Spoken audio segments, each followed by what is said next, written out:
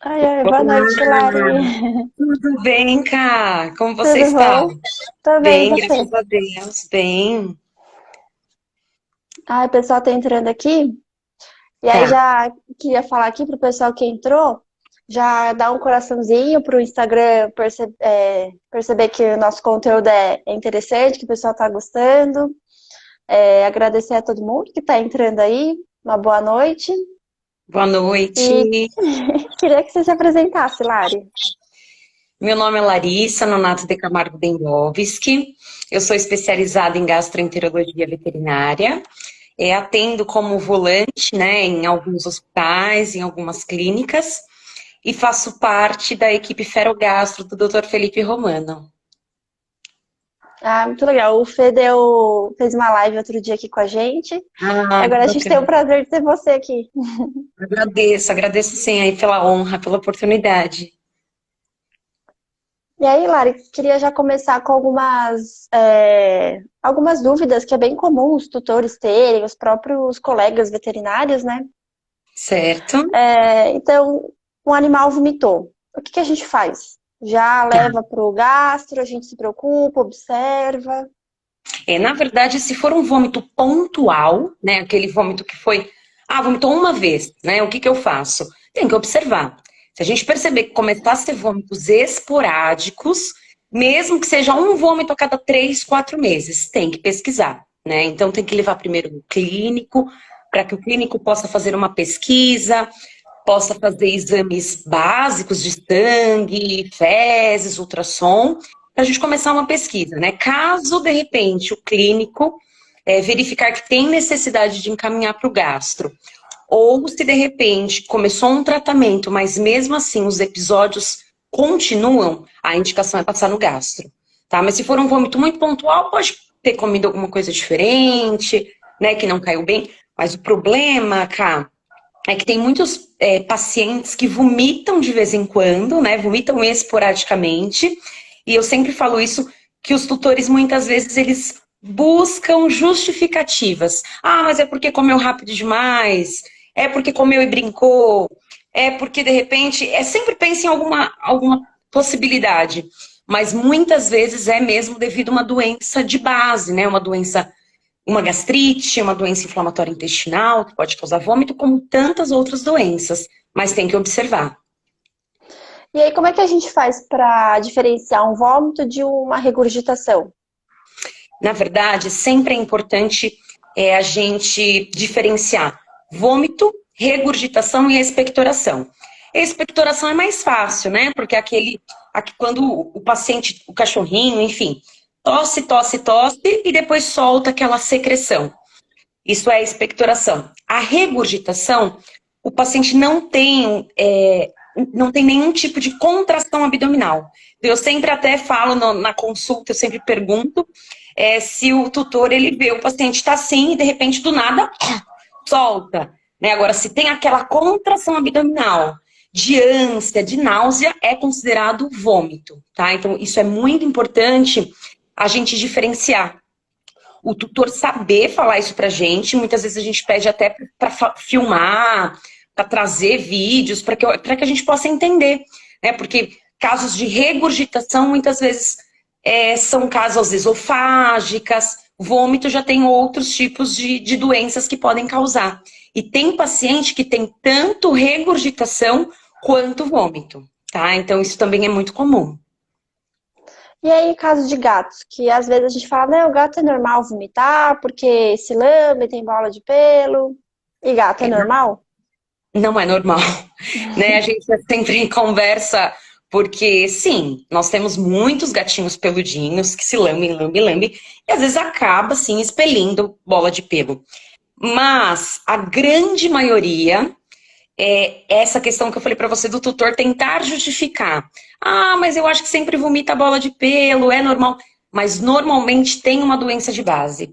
Né? E a gente sabe que gato tem muita doença inflamatória intestinal, né? Muita gastrite, e que é aquele gatinho que às vezes vomita muito de vez em quando, né? Que vomita uma vez por mês, uma vez a cada 2 meses. Mas existem gatos, até filhotes, que já têm uma doença inflamatória de base. né? Aquela doença congênita que nasce com ele. Então, assim, sempre eu aviso os tutores, principalmente eu tenho bastante tutor que eu acompanho, que tem bastante gatinho. Então, como é uma doença muito comum, eu peço para observar. Tá vomitando bastante, tem que pesquisar, né? Tem que pesquisar para a gente ver se não tem alguma outra doença. Ah, tem uns comentários aqui te elogiando, Lari. Obrigada. E aí, em Agradeço. relação às doenças que causam vômito, quais seriam as mais comuns? Olha, na verdade, nós temos uma diferença entre cachorro e gato, né? A gente tem que fazer sempre uma triagem.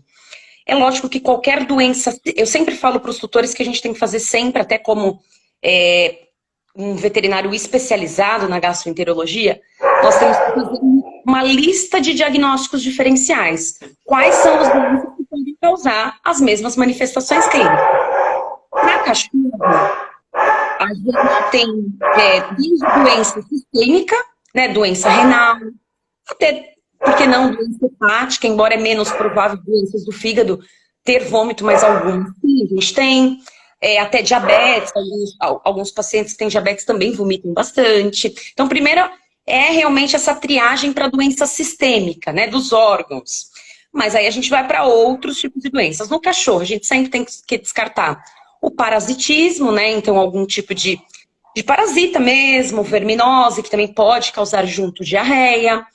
Nós temos gastrites, hipersensibilidade alimentar, temos hipoadrenocorticismo, que é uma doença endócrina. No gatinho, além dessas doenças que eu descrevi agora, nós temos o hipertiroidismo, então que é muito comum também dar esse tipo de manifestação.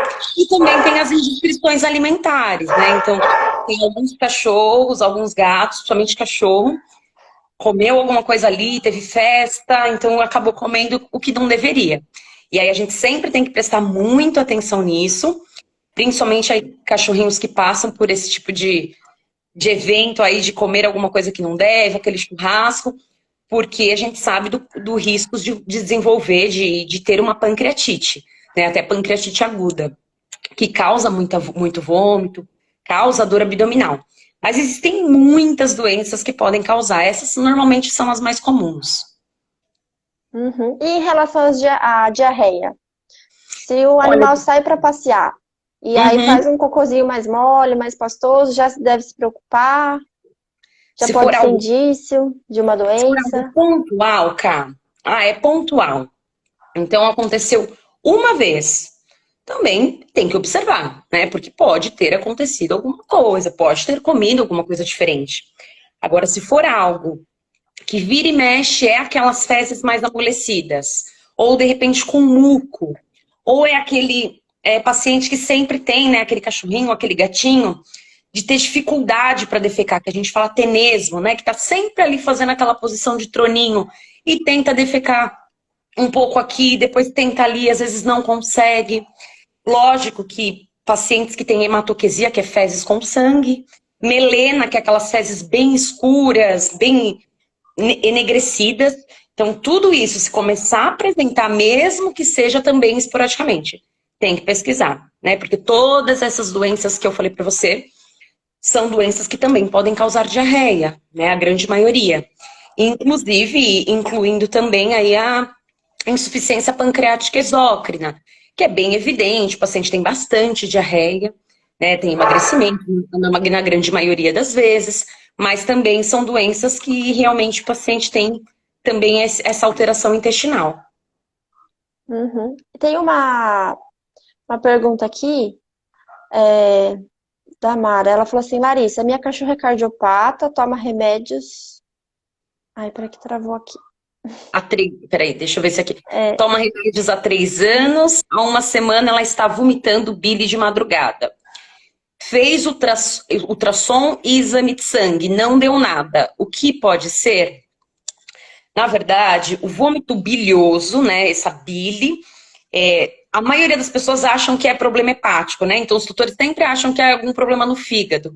Mas normalmente, essa bile ela é produzida pelo fígado, armazenada ali na vesícula biliar, mas no processo de digestão, né, ela escoa lá para o duodeno, para o início do intestino. Existem alguns pacientes que têm gastrite, duodenite, que é a inflamação do início do intestino, e que podem ter este vômito bilioso, tá? Sim, tem outras doenças que podem causar essas mesmas manifestações. Mas se os exames de sangue estão normais, até o próprio ultrassom normal, porque o ultrassom, cara, eu sempre também comento, que é um exame de triagem, né? Então, tem paciente que passa comigo que tem 10 ultrassons normais e tem gastrite, tem duodenite. Porque o ultrassom para estômago e para intestino, nem sempre ele consegue mostrar pra gente alguma alteração. Tem alguns ultrassons que já dá algumas dicas pra gente de espessamento de parede, aquela parede gorda, demasiada, inflamada, que já mostra, assim, indícios. Mas tem muitos pacientes que o ultrassom está absolutamente normal, mas quando você faz um exame muito mais específico, como uma endoscopia, de repente, para pacientes que têm suspeita de colite, de inflamação de intestino grosso, colonoscopia também, e a gente consegue identificar a inflamação. Então, para você que perguntou, seria importante, se de repente não deu nada, procurar um gastro, para que o gastro possa fazer uma triagem, né? Porque também tem alguns outros exames de sangue, como para doença endócrina, que também a gente precisa fazer. Então, a gente faz aquela listinha que eu falei para vocês e a gente vai tirando ali da lista de acordo com os exames. E aí você falou bastante da triagem. E como é que chegam os pacientes para você? Às vezes tem animal que trata durante muitos anos, igual você falou, às vezes tem animal que fez 10 ultrassom. Sim. E aí chega para você e tem gastrite, tem colite. Como é que chegam esses pacientes para você? Depois de muito tempo de tratamento ou no início, assim? Olha, hoje, cara, tem melhorado bastante, né? Porque a gastro tem crescido muito, graças a Deus, né? Dentro da medicina veterinária. Então, os clínicos já estão encaminhando mais, tá? E até os próprios tutores procuram, às vezes, até por conta. Quando, às vezes, o clínico nem encaminhou, mas a pessoa me achou no Instagram, ou, de repente, um tutor indicou para o outro e acaba entrando em contato comigo e marcando, né? Então, isso já ajuda bastante. Mas ainda eu tenho muitos pacientes que passam em consulta que já tentando, assim, descobrir há anos alguma doença que ainda não foi diagnosticada, né? Então, eu sempre converso bastante com os colegas clínicos dos hospitais, das clínicas que eu trabalho, o quanto que é importante encaminhar, né, para um veterinário especializado. Porque, lógico que o veterinário especializado ele vai conseguir ajudar um pouco mais, né? Então, pesquisar um pouco mais a fundo. Então, tem toda essa questão da parceria, essa questão mesmo da gente conseguir juntos, né, tanto a equipe clínica, muitas vezes a equipe de internação, junto com um veterinário especializado na área para conseguir, de repente, pesquisar algumas outras doenças. Eu tenho muitos pacientes que passam comigo que eu sou chamada dentro da internação, né? Então, que o paciente tinha aquele vômito muito esporádico, mas na verdade sempre passou batido, tratou só a manifestação clínica, só o sinal clínico, só o sintoma, e de repente depois agudiza a doença e de repente o paciente começa a vomitar sangue, ou começa a ter uma pancreatite secundária ou primária, enfim, mas muitas vezes tem bastante paciente que tem gastrite, duodenite, doença inflamatória intestinal que ainda não foi diagnosticada e acaba tendo uma pancreatite, acaba internando e aí o gastro é chamado. Por isso que eu sempre falo o quanto que é importante mesmo passar na especialidade. Ah, legal. E aí a Ju colocou aqui, fez um comentário, ela falou assim, e para que os tutores consigam tomar a melhor decisão, como definir qual é o momento em que o clínico já não é mais o profissional mais adequado ao caso e deve se procurar o gastro? Na verdade, se já está passando com o clínico, já entrou com as primeiras medicações, né? Então, normalmente o clínico ele faz aquele tratamento inicial com protetores gástricos, com medicação para cortar vômito, antiemético, em alguns pacientes antibiótico. Tem muitos pacientes que passam comigo que já foi tratado muitas vezes com suspeita de giardia, mas na verdade não tinha uma giardia ali, né? Era suspeita inicial e aí começou a fazer o tratamento, mas de repente já começou a tratar e não está tendo uma evolução, ou são quadros cíclicos, né? Quadros recorrentes, vão e voltam. Melhora quando trata com antibiótico, melhora quando faz esse tratamento paliativo, com Vonal, Serênia, omeprazol, né, Gavisa, enfim, que a gente usa muito dentro da veterinária para pacientes que têm esses tipos de ocorrências, de alterações, mas não está tendo uma evolução, ou aquele paciente que tem um apetite muito seletivo, né, que não come muito bem, que sempre tem muita dificuldade para comer. Eu tenho pacientes que ficam horas sem comer. Tem pacientes meus que têm gastrites, duodenites, doença inflamatória intestinal, que fica dias sem comer. 1, 2 dias. E é sempre aquele tutor que está tentando fazer de tudo para o paciente comer. Mas muitas vezes, somente passando no gastro, o gastro vai conseguir fazer orientação de alimentação, que tipo de alimentação, fazer também nessa triagem dietética. Questão também, que também a gente vai conversar um pouquinho mais para frente, sobre a alimentação natural, quando ou não é indicado, né? Muito de indivíduo para indivíduo. Mas isso o gastro que vai conseguir falar. Então, se já está passando no clínico e de repente não está adiantando, ou são quadros que estão indo e voltando, é melhor passar mesmo no gastro, não tem jeito, tá? Acho que a Ju também falou alguma coisa aqui. Lari, o que você diria sobre as medicações oferecidas de maneira indiscriminada pelos tutores? Buscopan, omeprazol, Luftal.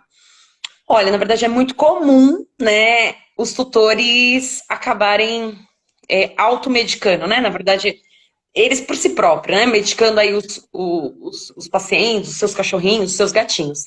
Tem que tomar muito cuidado com isso, né? A gente sabe que, pra gente que nem eu, que já trabalhei em internação, quantos pacientes eu já peguei intoxicado até por medicação? Não por Buscopan, por omeprazol, por tal, mas tem pacientes que com diclofenaco, né? Que é o Cataflan, várias outras medicações, às vezes questão de dose. Então, às vezes até a própria dipirona, eu já peguei pacientes que tiveram quadros ali que chegaram para mim, que tomaram dipirona 3, 4, 5 vezes a mais da dose que deveria. Tudo isso porque o tutor por si só quis medicar. Então tem que tomar muito cuidado, né, com a automedicação. Eu sempre indico passar no veterinário. É lógico que o veterinário indicou, né? Mesma coisa aquele paciente que vomitou uma vez. Se de repente o tutor tem alguém de confiança, um clínico, que orienta, olha, dá tanto de Vonal e observa. É diferente, mas ficar medicando não é legal, né? Não é legal. Até porque, mas eu tô dando Buscopan, omeprazol, Luftal. Em algum momento da vida, um clínico já me passou a dose pro meu cachorro. Mas, de repente, você tá ali escondendo, né? Tá camuflando as alterações. Então, fica levando ali com a barriga, tentando medicar em casa e, de repente, perdendo tempo para um diagnóstico precoce. Para que o veterinário, de repente, consiga pesquisar e descobrir sempre a doença a tempo, né? E não, de repente, tentar só medicar, tratar no momento, né? E de repente, depois, quando chegar no veterinário, já deveria ter feito exames, deveria ter pesquisado um pouquinho melhor. Então, eu não indico ficar medicando por conta. Só vai prolongar a doença e depois, no final, vai ser mais difícil de tratar. E é o que a gente sempre fala, né, Ká? O diagnóstico precoce é a melhor opção sempre, né? Então, quanto mais a gente demora para o paciente ser diagnosticado, pior.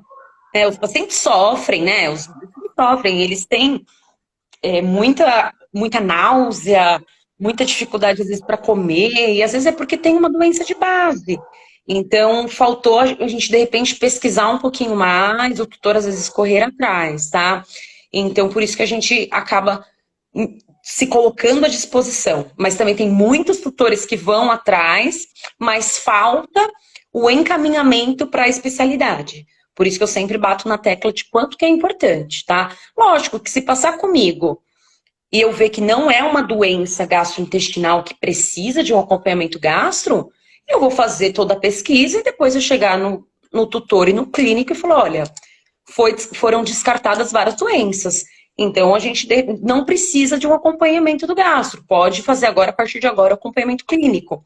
Inclusive, tem vários pacientes que passam comigo também, que a gente acaba descobrindo também doenças do carrapato, né? Que também é uma das doenças que podem causar alterações gastrointestinais.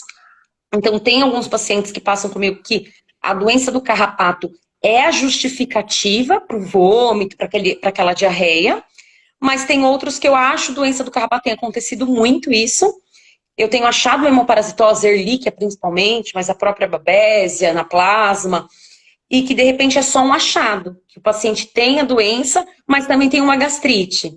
Então isso o gastro tem que saber diferenciar também, né? E só o gastro vai saber se de repente tudo isso todas as manifestações são atribuídas a essa doença ou não, ou se é algo só realmente um achado e tem outra doença secundária. E aí, Larissa, você tinha falado antes sobre alimentação natural. Uma pessoa que dá ração para o animal, mas quer mudar para alimentação natural, tem que procurar o gastro, não tem? Pode esperar? Na verdade, para alimentação natural, eu indico passar no nutrólogo, né? Porque o nutrólogo que vai conseguir fazer uma dieta balanceada, né? Então, com suplementação, fazer o cardápio, que isso o gastro não faz. Mas o gastro, ele consegue, a partir da doença, a partir da suspeita que ele tem, de repente encaminhar e dizer alguns alimentos que não são legais do paciente, de repente, comer, que não são indicados. Então, tem muito paciente que tem suspeita de hipersensibilidade alimentar, gastrites também, duodenites, doença inflamatória intestinal, colite, enfim. E que não vão bem com vários tipos de alimentos. Proteínas, algumas proteínas específicas, muitos pacientes que têm uma alergia, uma hipersensibilidade alimentar ao frango. Então, o que eu faço com os meus pacientes é verificar, fazer essa triagem inicial, mas eu dou sempre a opção para o tutor. Olha, se for ração comercial, a gente vai fazer uma troca lenta e gradual para esse tipo de ração. Para hipoalergênica, para low fat, aí vai depender também do quadro. Só que se você quer realmente fazer uma alimentação natural, e tem pacientes que se dão muito bem com a alimentação natural, porque por causa da palatabilidade, né, questão de ser mais atrativo mesmo para o paciente. Mas eu sempre indico passar no nutrólogo, mas aí às vezes eu já deixo algumas observações. Por favor, não usar não usar a proteína de frango, não usar a carne bovina, opções de dieta. Usar a proteína suína, o peixe, outros tipos de proteínas inéditas. Então, eu dou algumas orientações, mas quem vai fazer realmente o cardápio, indicar o tipo de alimentação, tudo certinho, é o nutrólogo. E hoje tem crescido bastante também, né, Cá? A gente sabe que é uma especialidade que dentro da veterinária tem crescido cada vez mais. E eu acho que vai crescer ainda mais, né? Então, tem bastante tutor que está querendo alimentação natural. E os animais gostam também da alimentação natural. Aqui na equipe a gente trabalha bastante com alimentação natural. Muito bom. E eles gostam bastante. Ah, sim, a palatabilidade, né, muito, muito boa. Eu falo que tem alguns pacientes que têm comorbidades e que estão, de repente, aquele paciente que tem vários tipos de doenças e que, de repente, um tipo de ração não consegue, né, abranger tudo aquilo que o paciente precisa. E a alimentação natural é uma ótima alternativa para isso. Mas é lógico que depende também da disponibilidade do tutor, da questão dos custos, embora também a ração também a gente sabe que também está um preço bem elevado, mas tem que ter essa disponibilidade do tutor saber fazer certinho, porque o que acontece é que tem muito tutor que acha que a alimentação natural é você dar aquele arroz, frango e cenoura. Isso não é alimentação natural balanceada, né? Nunca foi. E hoje já está se mudando essa mentalidade. A gente sempre orienta que tem que passar mesmo no nutrólogo, fazer tudo direitinho.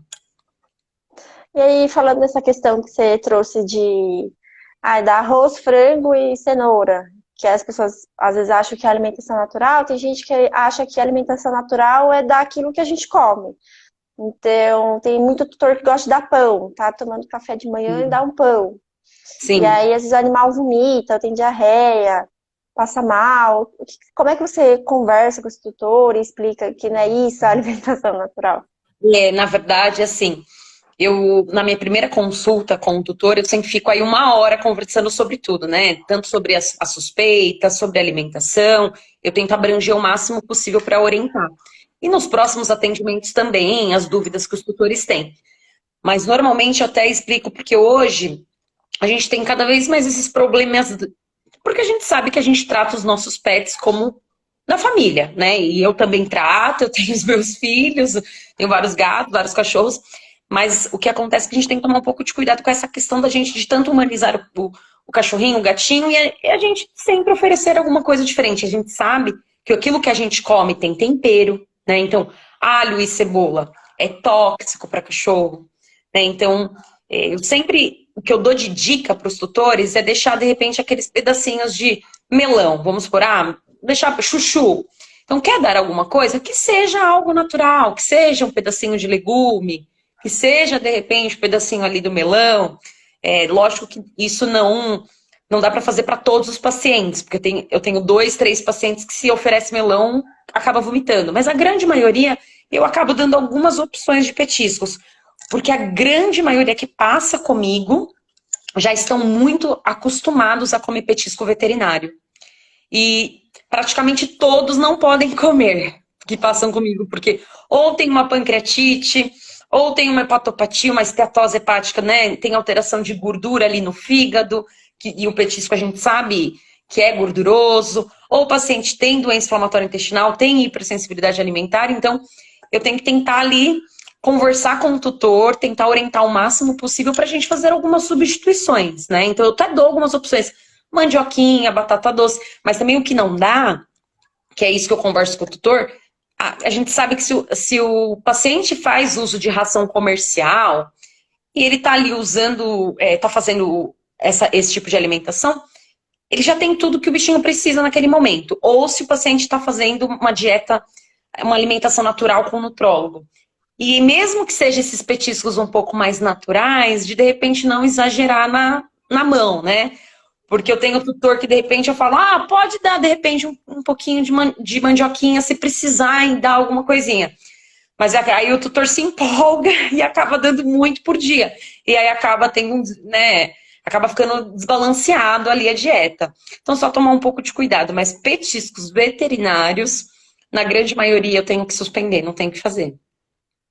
É que todo excesso é prejudicial. E às vezes a pessoa fala, é natural, então pode dar. E deu o pacote inteiro num dia.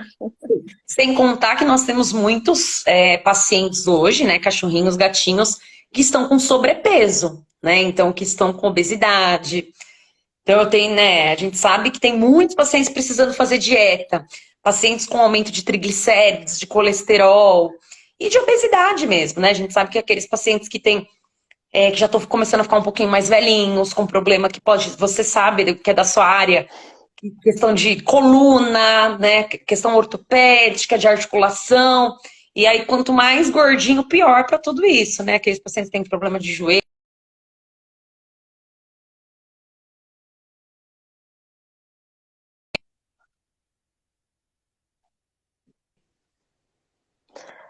Lari, tem uma dúvida aqui. A Fernanda pediu para, se você puder, falar um pouquinho sobre a lama biliar em animais jovens. A lama biliar, olha, na verdade, a presença da lama biliar no ultrassom abdominal não é um problema. Isso eu sempre converso com os veterinários. Por quê? Às vezes eu vejo, tem alguns veterinários que veem a presença da lama biliar ali na vesícula, no exame de imagem, e já acham que precisam tratar, né? E na grande maioria das vezes, é normal apresentar lama biliar. Por que que é normal? Aí eu falei que a bile, ela é produzida pelo fígado, e ela é armazenada na vesícula biliar. E no processo de digestão, ela escoa para o duodeno. Quando se faz o ultrassom, o paciente está em jejum, né? Então, de repente, naquele momento que fez o ultrassom, que está fazendo o ultrassom, tem um achado da lama biliar ali, porque ainda não teve aquele processo, né? Tá naquele momento de jejum, que a lama já foi produzida, a bile já foi produzida pelo fígado, mas está armazenada na vesícula biliar e ainda não escoou para o duodeno toda a quantidade. Agora, o que seria um problema é quando a gente tem lama biliar densa, grossa, ou quando a gente tem sedimento, quando a gente tem cálculo, né? Então, isso sim seria um problema, seria que a gente precisa tratar, assim como colecistite, né? Que é a inflamação mesmo da vesícula biliar. Agora, a lama biliar ser encontrada, seja em animais jovens, seja em animais idosos, não é um problema. A não ser que tiver alguma característica diferente. Se ela tiver densa, aí sim, a gente tem que pesquisar alguns fatores, né? Então, existem doenças endócrinas que podem, de repente, causar esse aumento e essa lama biliar um pouco alterado, pacientes que têm obesidade, né? Então, quando eu falei de pacientes hiperadreno, de endócrino, pacientes que têm hiperadrenocorticismo, pacientes diabéticos, pacientes que têm triglicérides e colesterol aumentado. Então, pode ter essa bile um pouco alterada. Mas achar a lama biliar por lama biliar tá ok. Ah, obrigada, Lari. Imagina. E aí a Ju compartilhou aqui com a gente. Ela falou assim: recentemente tivemos um caso de uma tutora que diariamente dividia o chocolate com o cão e disse que não era verdade que era tóxico, já que o animal não tinha ido a óbito. Eu queria que você falasse um pouquinho dessa questão de chocolate. Sim. Na verdade, eu tive um problema sério de um York. Nossa, foi assim, uma história que a gente ficou muito triste, né? Na época eu também trabalhava dentro de uma internação. Era um casal de velhinhos que tinha um York super novinho, tipo assim, novinho, 3, 4 anos. E que eles não sabiam, enfim. De manhã eles davam sempre leite com Toddy pro cachorro, né? Isso dava direto, né? E Toddy, tudo bem que era algo muito constante e o paciente teve uma pancreatite necrosante, ele assim morreu em horas, né? Veio a óbito a horas devido ao quadro aí da intoxicação por chocolate, algo que estava vindo. Mas o que acontece é que o tutor ele tem que entender que muitas vezes não é porque não aconteceu nada com o cachorro que você pode oferecer. Né? A gente sabe que o chocolate, principalmente aquele chocolate mais rico em cacau, né, em porcentagem de cacau, tem a substância, a teobromina, que é realmente tóxico para cachorros. A gente sabe também que tem muitos chocolates no mercado mais ao leite, mais gorduroso, que às vezes pode não dar uma intoxicação, aquela intoxicação clássica da ingestão de chocolate, mas que pode dar gastroenterites, pode dar muita diarreia, pode dar vômito, pode dar pancreatite pela quantidade de gordura. Então não tem indicação, né? A gente sempre tem que explicar, assim como a uva, enfim, tantos outros alimentos que a gente não pode oferecer. Mas existe mesmo essa questão de a gente às vezes conversar com o tutor, olha, não pode oferecer tal tipo de alimento. Mas mesmo assim o tutor é teimoso, acha que não vai ter problema e acaba oferecendo, né? Então, eu tenho alguns tutores que eu pego muito no pé, porque essa questão de, o cachorrinho não quer comer. Se ele não quer comer, o tutor se desespera e de repente dá aquele frango assado, cheio de tempero, aquele arroz, feijão. Então, assim, tem que tomar cuidado. Porque você acha que está tentando fazer com que... Você está tentando ajudar, mas na verdade está piorando. Né? Eu falo que por dó, às vezes oferece coisas que não devem, mas dó mesmo é a gente ver o paciente, às vezes, internado por uma gastroenterite alimentar, por vários outros tipos de problemas, principalmente a pancreatite, porque é aquele cachorro que estava no churrasco e ficou comendo sempre a gordura da picanha, né? Então, é realmente muito preocupante isso. Então, a gente tem que acompanhar mesmo. Não tem jeito e tem que orientar os tutores. E aí, continuando um pouquinho nesse assunto sobre alimentos que são tóxicos para os animais, a Ju continuou aqui contando em relação a esse animalzinho que comia chocolate. Ela falou assim que o animal tinha, né, diversas comorbidades. E ela falou assim, o que você diria sobre a toxicidade de alguns alimentos que geram ou agravam patologias? Quais, assim, você fala que não pode de jeito nenhum? É que também depende do tipo de patologia, mas assim, a gente sabe que não pode de jeito nenhum chocolate, né? Alho, cebola, uva, tudo que é muito gorduroso, né? Então, assim, é que pra mim, cara, eu acabo tendo que suspender praticamente tudo, quase, do paciente. Às vezes eu libero alguns legumes, algumas frutas, mas a grande maioria dos pacientes eu tenho que suspender, porque são pacientes que têm alterações alimentares, que têm persistibilidade alimentar. Apesar de eu ser especializada na gastroenterologia que a gente trata, tanto vesícula quanto fígado, quanto pâncreas, quanto esôfago, 95% dos meus atendimentos é intestino e estômago. E a grande maioria são pacientes que têm doença inflamatória intestinal. E a doença inflamatória intestinal, ela tem a hipersensibilidade alimentar envolvida também. Não estou falando daquela hipersensibilidade alimentar primária, que é aquele paciente que só tem uma alergia aos alimentos. Eu estou falando de paciente que tem uma doença autoimune, uma doença genética, uma doença congênita, mas que também tem a questão alimentar, que na verdade são fatores, são gatilhos para a doença se manifestar. Então, no caso na gastroenterologia, como eu falei anteriormente, normalmente eu acabo tendo que conversar muito com o tutor e é muita dificuldade para a gente em relação a isso. O tutor entender que não pode dar, porque eles têm muito dó, né? E eu entendo, mas é o que eu falo, você está fazendo isso pelo cachorrinho, pelo gatinho, né? Então, hoje nós temos realmente algumas opções. Eu até vi que perguntar aqui qual petisco daria para dar. Eu tenho muitos tutores que eles acabaram inovando, né? Acabaram, de repente, pensando em algumas possibilidades. Então, eu tenho tutor que pega mandioquinha, que pega batata doce e faz chips no forno. Tipo, só, sabe? Só a mandioquinha, só a batata doce, põe no forno e bem fininho e dá. Então, só que a gente, agora, petisco veterinário, eu acabo fugindo mesmo. Ainda mais no início do tratamento, que tem bastante animal você falou que tem hipersensibilidade. Tem que cortar mesmo, né? Tem aqui uma perguntinha. Da Fernanda. Fernanda. Quer ler? Ela falou assim, ó, cães com hipersensibilidade alimentar que estão bem com a dieta hipoalergênica. Usar para a vida toda? Mesmo ela sendo mais gordurosa ou devemos tentar a alimentação natural? Olha, pacientes que têm hipersensibilidade precisam de dieta hipoalergênica, seja ela comercial, seja ela natural, tá? Porém, realmente a gente tem um problema que hoje as rações do mercado, elas são mais gordurosas, embora a gente tenha agora também a Royal, né? Ela lançou uma de moderada caloria, mas que a porcentagem de gordura acaba ainda sendo, na verdade, está melhor do que a gente tinha da comum, da hipoalergênica comum, mas ainda ela tem uma porcentagem de gordura. Nós não temos no mercado uma hipoalergênica bem hipogordurosa. Então é difícil, porque tem alguns pacientes que acabam desenvolvendo aumento de colesterol e de triglicérides, pacientes que começam a ficar com sobrepeso devido ao teor de gordura.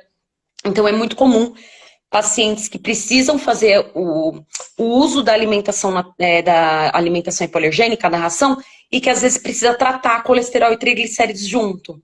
Então, quando eu vejo que é aquele paciente que está começando a ganhar muito peso, então está ficando gordinho, ou é aquele paciente que a gente não está conseguindo controlar bem os índices de triglicérides e colesterol, eu normalmente indico fazer alimentação natural. Aí eu falo, olha, passa no nutrólogo, faz uma dieta aí bem balanceadinha, com teor baixo de gordura. A gente tem várias rações hipoalergênicas no mercado.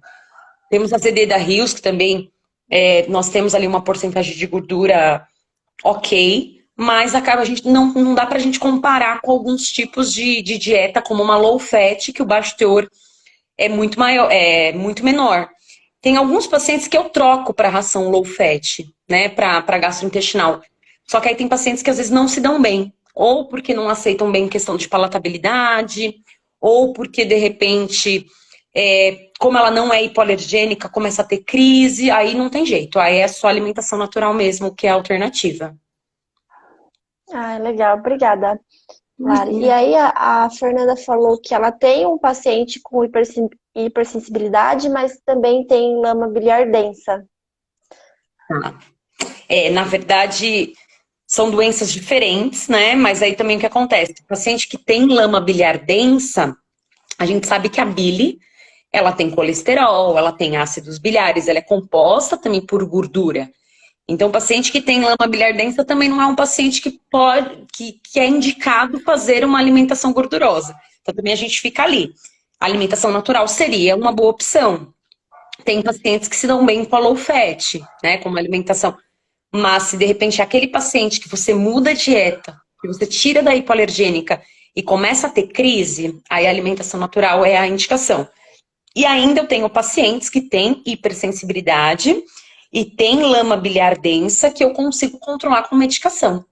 Né? Que de repente eu uso com um bezafibrato, nem todos os pacientes eu uso Ursacol, depende do quadro, tem alguns pacientes que eu uso também ômega 3, mas a gente tem que tentar realmente ali pesar. Mas nesse caso, a alimentação natural seria muito bacana. Ah, é legal. E aqui, ó, a Marina dividiu aqui com a gente que ela falou que o cachorro dela, ela deu um pedacinho de carne de churrasco e foi Uhum. terrível, que ela gastou bastante com veterinário, remédio, ficou com medo de perdê-lo. E aí, eu queria que você comentasse um pouquinho disso. Eu já tive também paciente que, foi pro churrasco e comeu aquele um pedacinho de carne e falou, não vai fazer mal. Aí passou a madrugada inteira vomitando, diarreia. Tanto é que é um problema que a gente tem, que a gente sempre fala até, que, principalmente quem trabalha em internação, né, a gente acaba comentando entre a gente que é muito comum, após festas de final de ano, feriados prolongados, a gente receber muito paciente dentro da internação com gastroenterite por indiscrição alimentar. É Páscoa, né, que tem cachorro até que rouba ovo de Páscoa, que às vezes o tutor deixa guardadinho, mas o cachorro dá um jeito de roubar. Realmente é aquilo que eu havia comentado. Por dó, às vezes a gente dá aquele pedacinho achando que não vai dar problema, mas dó mesmo é a gente ver um bichinho que de repente passa mal, né, por isso, então começa, de repente, ter alterações de pancreatite, alterações de diarreia, de vômito, de ter que passar com o veterinário. Então é melhor evitar mesmo, é a melhor opção. E agora no mercado fizeram, quando é Natal tem o panetone, aí às vezes tem aquela cerveja para cachorro, Agora tá tem demais, a tudo. gente tem tudo para cachorro. É que realmente os meus pacientes, né, tem tutor que sai da primeira consulta triste por causa disso, mas eu falo, gente, não tem muito como eu fazer, né? Se eu não orientar vocês a fazer esse tipo de conduta de acabar suspendendo os petiscos, suspendendo essas coisas, muitas vezes não vai para frente, né, o tratamento. Então, às vezes está lutando, está fazendo tudo que deve fazer. Às vezes um pedacinho, porque fala, mas é só um pedacinho. Mas muitas vezes os pacientes que têm hipersensibilidade alimentar, que têm doença inflamatória intestinal, é como se fosse um copo cheio de água. Né? Um pedacinho que você dá, um momento vai transbordar. Então, tem muito tutor que fala para mim, nossa, mas ele está acostumado a comer. Como assim você vai tirar o frango, né, de pacientes que eu tenho que fazer uma triagem? Sendo que ele está acostumado a comer frango misturado na ração. Mas ele está acostumado, mas em algum momento isso fica chamando o processo inflamatório. Chama o problema. Então, alguma hora vai dar problema se ele tiver uma hipersensibilidade alimentar a esse tipo de proteína. Então, é isso que eu acabo tendo que explicar para os tutores. E a Cida, ela falou assim, ó, doutora, a minha pet foi indicada a Royal Canin Obesity por apresentar colesterol aumentado. E acho que falar um pouquinho que você tinha falado sobre triglicéridos, colesterol aumentado. E aí, Sim, como é que você faz a ração, a alimentação? tá. Na verdade, uma dos problemas das alterações, das patologias que o gastro cuida é aumento de colesterol e triglicérides, né? Então, normalmente a gente tem que fazer uma correção da dieta. Realmente, tem a opção da obesity, tem satiety, tem a low fat, tem vários tipos de rações comerciais que dá pra gente utilizar. Mas, além disso, nós temos a alimentação natural.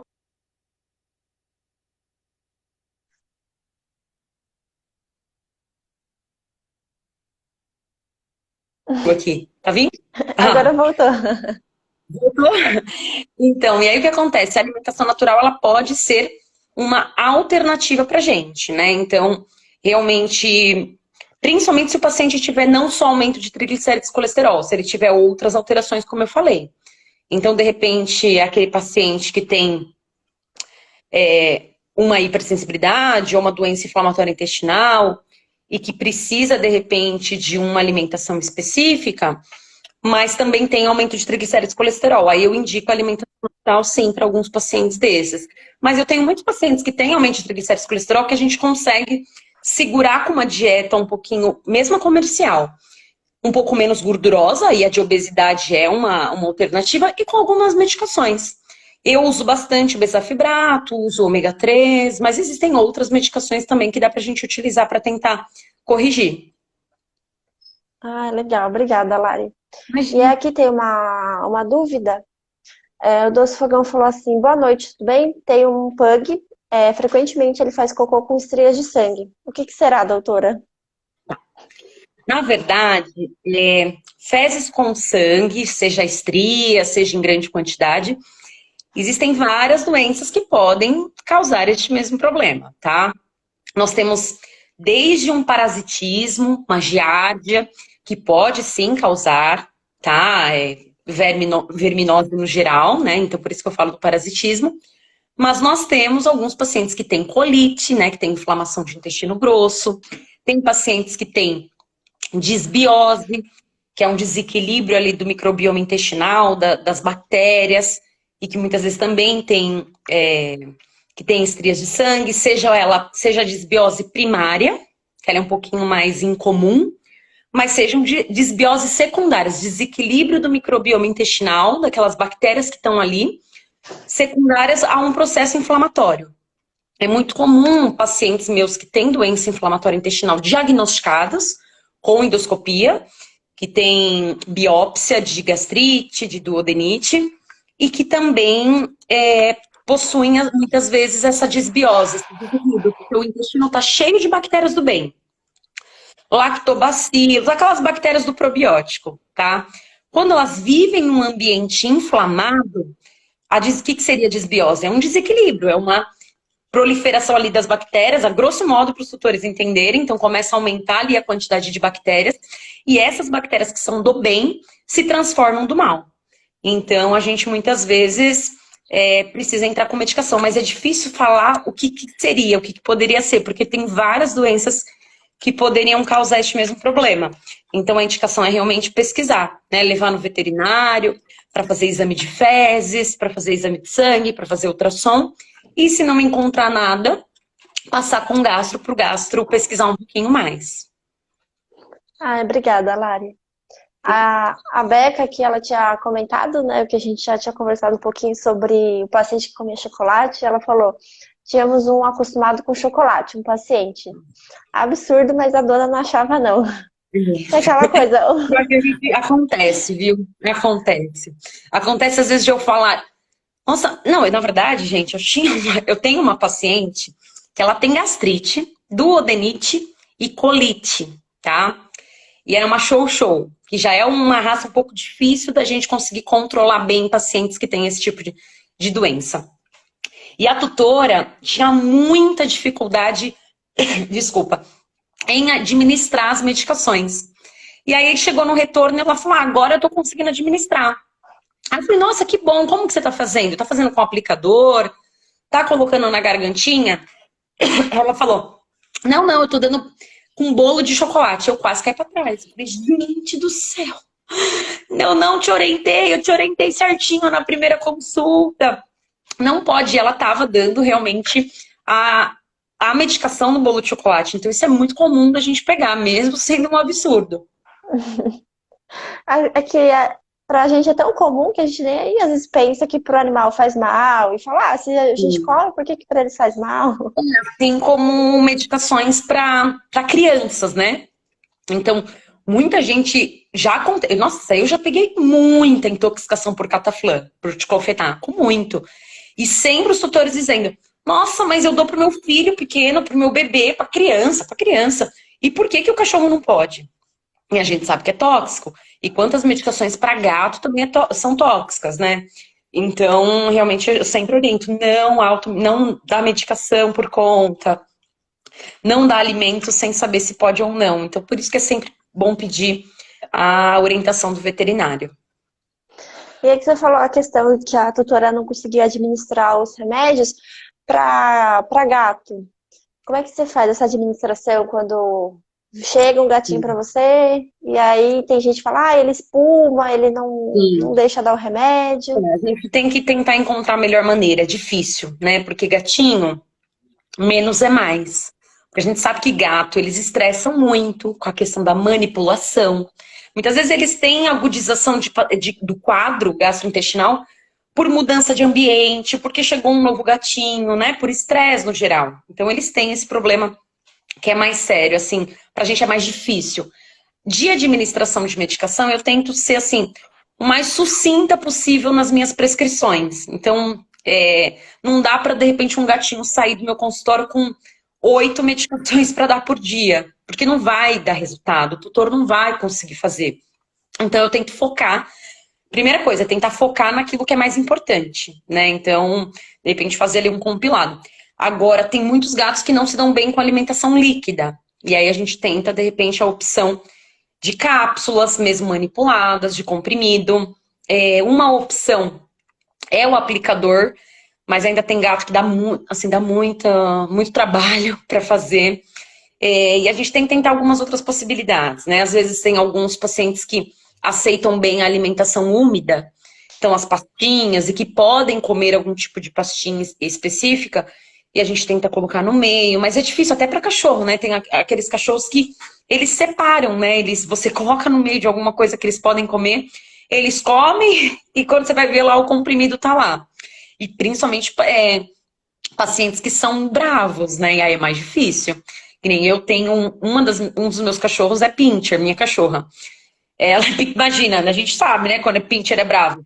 Pequenininha, um amorzinho quando você vai agradar, mas para cortar uma unha, mesmo eu tendo experiência, eu sendo veterinária, meu marido tem que segurar, meu irmão, meu pai, tem que colocar coberta. Nossa, é um trabalho para eu conseguir cortar uma unha. Eu peço a Deus que ela não precise de medicação de uso contínuo, porque se precisar, vai ser um problema muito sério, porque ela morde, né? E assim, ela também separa. Aí a gente tem que tentar pensar em outras possibilidades, né? Tem até alguns cachorros que a gente libera no requeijão light, no polenguinho light, mas não são todos que podem, né? Então a gente tem que rebolar para conseguir, viu? E gato ainda é um pouquinho pior. Mas também, assim, às vezes o tutor ele vai se adaptando aos poucos, sabe? Às vezes o que acontece é que o tutor ele tem muito receio de tentar fazer, fala, eu não vou conseguir, o gato não vai deixar, mas de repente depois aos pouquinhos vai conseguindo administrar um pouquinho melhor. É porque a maioria dos pacientes que passam comigo, eles precisam de medicação de uso contínuo, pelo menos por um período, né? Então tem um período que precisa e de repente às vezes a gente vai depois desmamando as medicações, mas pelo menos meses precisa de medicação. Obrigada, Lari. E aí você falou em relação às medicações, você tinha falado no comecinho também sobre as verminoses. Vermífugo, você recomenda os seus pacientes a vermifugarem ou não, você deixa para o clínico?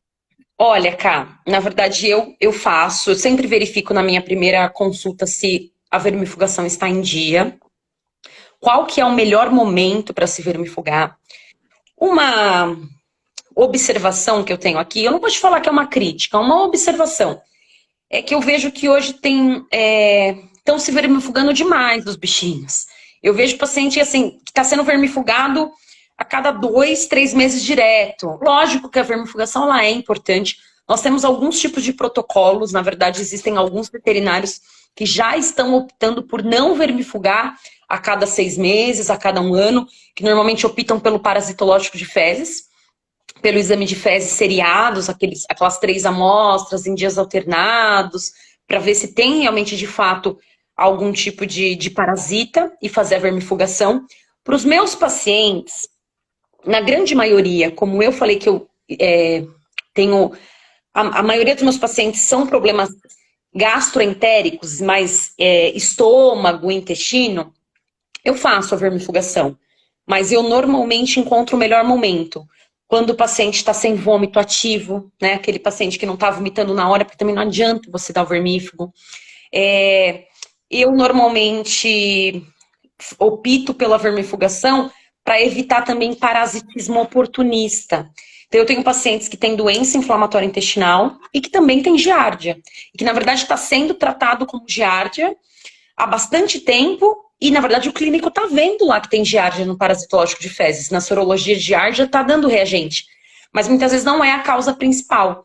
A giardia está se aproveitando, está sendo oportunista. Está se aproveitando de uma doença inflamatória intestinal de base, de uma doença de base, para também agir. Então, como tem parasitismos oportunistas, eu opto sim pela vermifugação.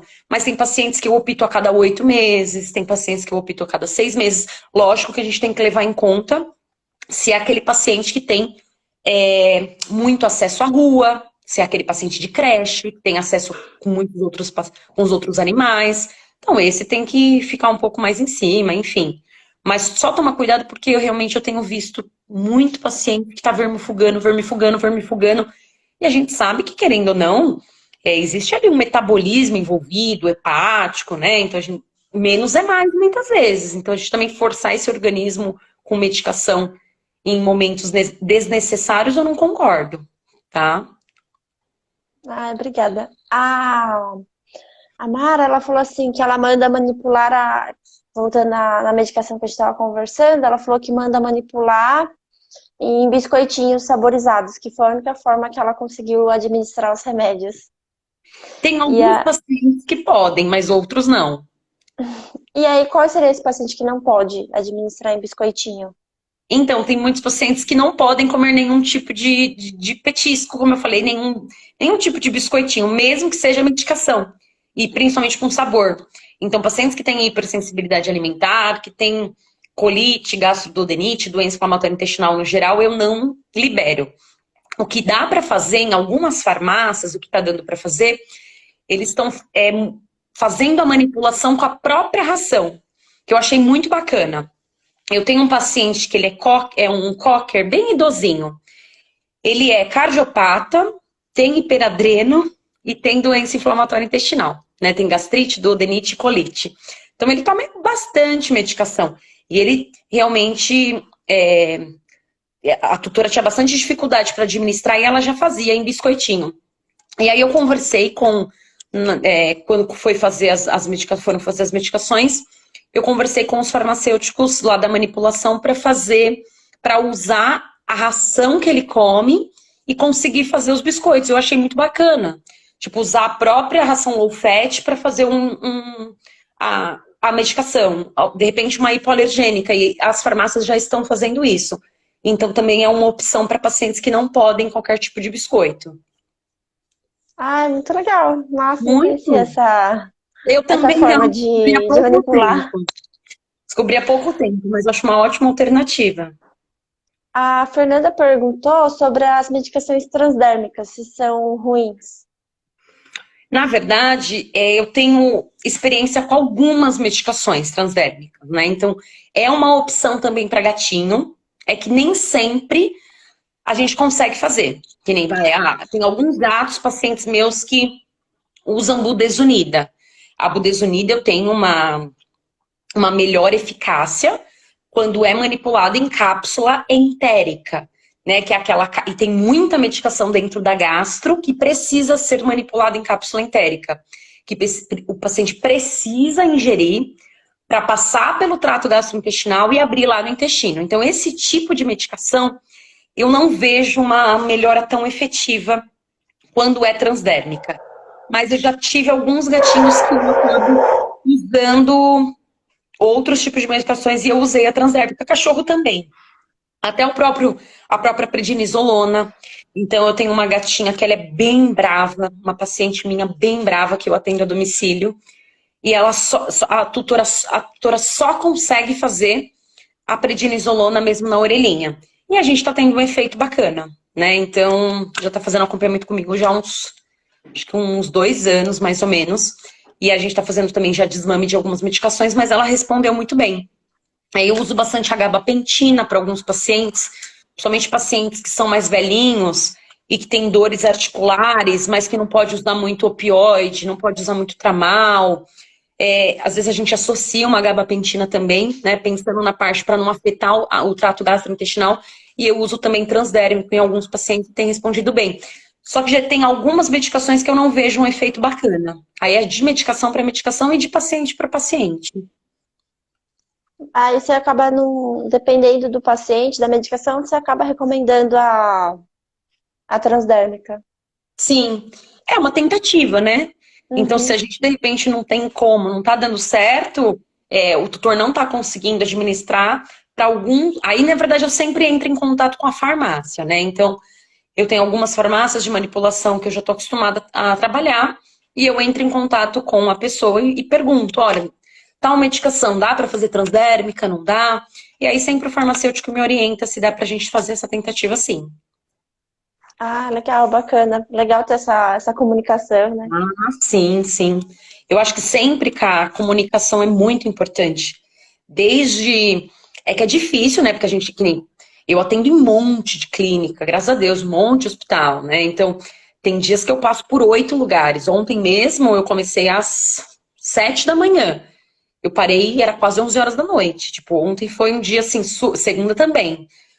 Terça que eu fico mais no ABC, eu consigo às vezes é, como são lugares perto um do outro, a gente consegue, de repente, né, dar uma melhorada em questão de horário. Mas quando eu estou em São Paulo, que eu acabo dividindo por regiões, às vezes essa correria. Então, durante, assim, o dia é bem corrido. Mas é assim, a minha vida é atendendo pessoalmente o WhatsApp, porque, na verdade, os tutores têm meu WhatsApp, os clínicos, os lugares que eu atendo, e tentando dar esse suporte o máximo possível quando precisa falar, passar um feedback para o clínico, de repente conversar com os veterinários que estão na internação de pacientes meus que estão internados.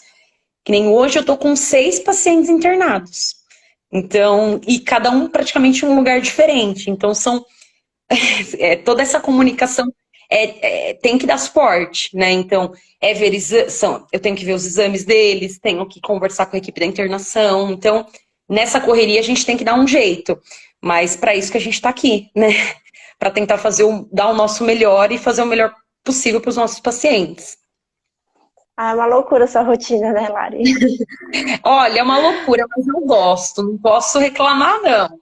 Às vezes a gente tem que dar uma diminuída no ritmo, mas, ai, graças a Deus que é muito bom, né? É muito bom quando a gente sabe que a gente não consegue muitas vezes fazer tudo aquilo que a gente gostaria, no sentido de não são todos os casos que a gente consegue estabilizar, porque eu também atendo casos de pacientes muito graves, pacientes já que vêm comigo num quadro já muito tardio. A gente sabe que, infelizmente, a gente não consegue muitas vezes 100% conseguir uma melhora efetiva em todos os pacientes. Mas o que importa, que eu sempre falo, é a gente se doar, estudar, né? Sempre se atualizar para fazer o melhor para os nossos pacientes, né? Então, tentar dar o máximo possível de orientação para os tutores. Então, é isso que a gente tenta fazer. Ah, Lari, queria agradecer você ter aceito o nosso convite.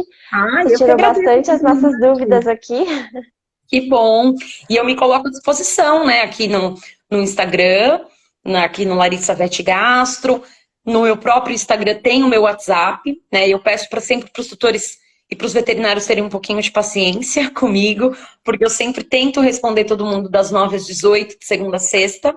Se eu não consigo no mesmo dia, eu tento no outro dia. De final de semana é um pouco mais difícil, porque tem alguns projetos que a gente está em mente. Agora a gente está com a Braga. Não sei se você está sabendo, Cá, mas Ah, eu estou na eu direção, vi. tanto eu Queria que quanto o você doutor falasse um Felipe. pouquinho. Isso. Na verdade, acho que é um sonho aí se realizando para todos os veterinários que estão dentro da especialidade, para todos aqueles estudantes que querem fazer gastro, para aqueles que já estão na pós-graduação. A gente agora tem, né, o CRMV, já está tudo certinho com o CRMV, com o Conselho Regional de Medicina Veterinária. Agora a gente tem a nossa Associação Brasileira, né? Eu também faço parte da diretoria, estou na tesouraria.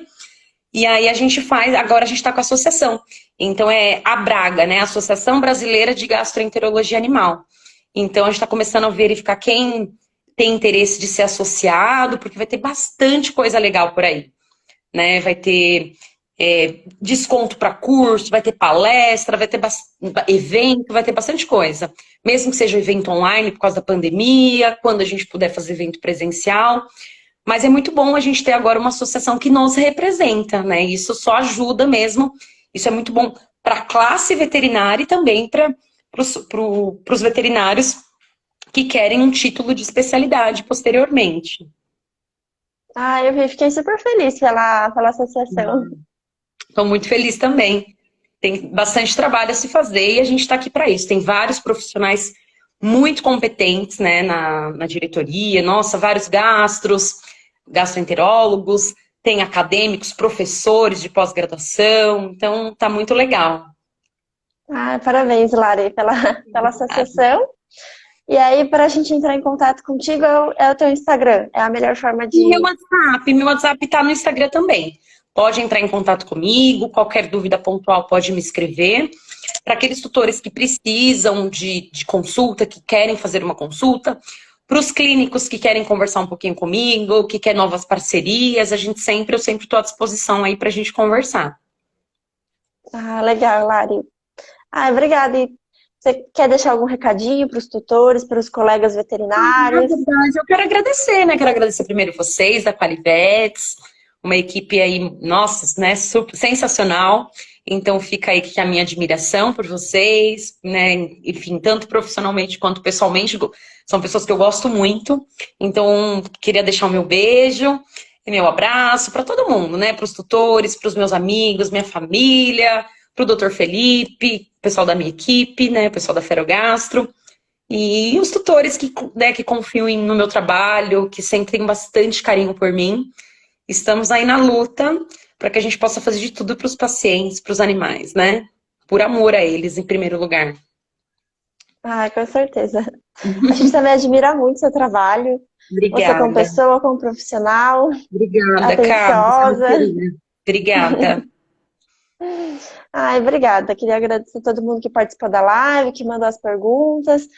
E se alguém quiser conversar contigo, tá o seu WhatsApp no teu Insta. E eu queria que você falasse de novo o teu Insta e agradecer a presença. Então tá ótimo. Eu é a Larissa Vet Gastro e o meu celular tá lá, né? Certinho, né? 970830691, que é com o DDD 11, tá bom? Mas é isso. Me coloco aí à disposição de todo mundo. E um beijo para todos. Boa noite.